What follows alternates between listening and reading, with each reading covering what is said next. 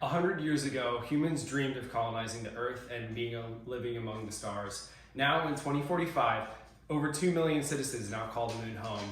With Advay as our party leader, we advocate for lunar independence and an integrate state upon the moon. We don't want this tyranny or control coming from over 200,000 miles away, and the people of the lunar colony do not want this anymore. And now I'd like to bring on our leader of the lunar party, Advay. What do you have to say, Mona? We want freedom for the lunar colony, and freedom from the chokehold of the American people and their government, over a population over 1 million miles away. And now we'd like to bring on a historian to introduce our clauses for the lunar independence and root of our movement. It really comes from a historic tradition, and we feel that it would be best suited for our people to declare independence from Earth and the American government.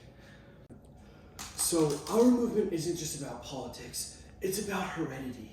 We are no longer visitors or spectate settlers. We are lunartarians. Our culture, music, architecture, and identity is completely distinct and reflects the silence of space and light of the observable universe. We don't just live on the moon, we belong here. Our culture is distinct from that of the American identity, and we want independence to reflect this. Now, I ask you and urge you to vote for the Lunar Independence Party. Thank you, Mr. Locks, for your insight into the growing movement for lunar independence. It seems the moon really could one day be capable of governing itself. I find it remarkable just how much development has occurred up in the moon colony in just the past 2 decades.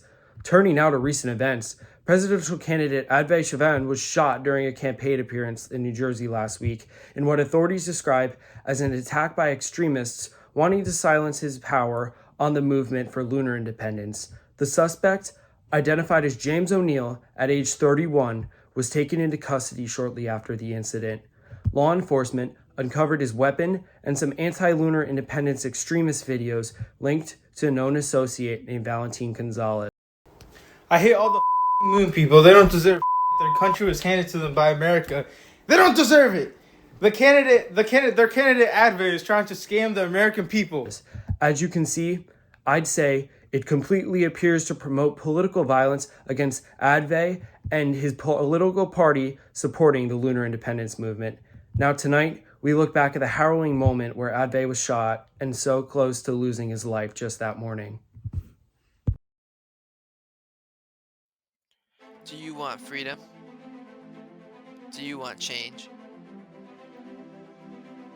Well, the Lunarians don't have either. Far from Earth, the people of the moon have built a life on their own, a state that has grown into a thriving community, calling themselves Lunarians. But even after decades of progress and countless protests, they remain under America's control. Now Advay is running for president, to fight for the moon's right to govern itself.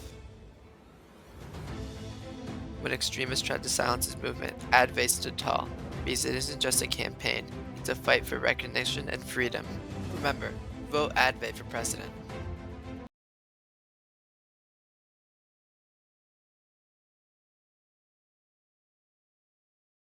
Tensions continue to rise tonight as the Lunar Independence Party prepares for what experts are calling the largest Free the Moon protest in history.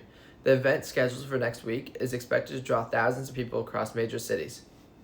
Organizers say the rally will demand full recognition of the moon as a self-governing celestial body, separate from the United States and all Earth-based nations. Local authorities are preparing for a large turnout and possible counter-protests from the American Union Party, a group opposing lunar departure. Officials urge protesters to remain peaceful after tensions flared up last month at the Moon Rights March. Candidate Advay, the face of the Lunar Independence Party, released a statement this morning calling the protests, quote, a moment for humanity to look up and finally see beyond the borders. Analysts say the turnout could show just how much momentum the Lunar Independence Party really has. For now, organizers are focused on keeping the event peaceful and making their message heard.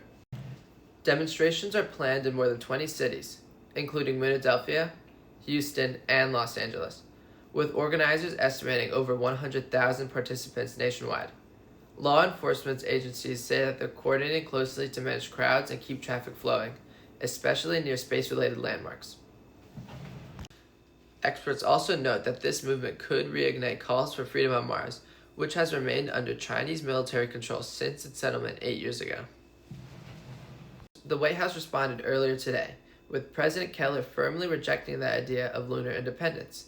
In a press briefing, he called the movement, quote, a reckless fantasy that undermines decades of international cooperation in space. The president went on to say that the moon remains, quote, an extension of American achievement, not a separate nation. He added that any attempt to secede from Earth's control would be considered, in his words, a violation of both U.S. law and common sense.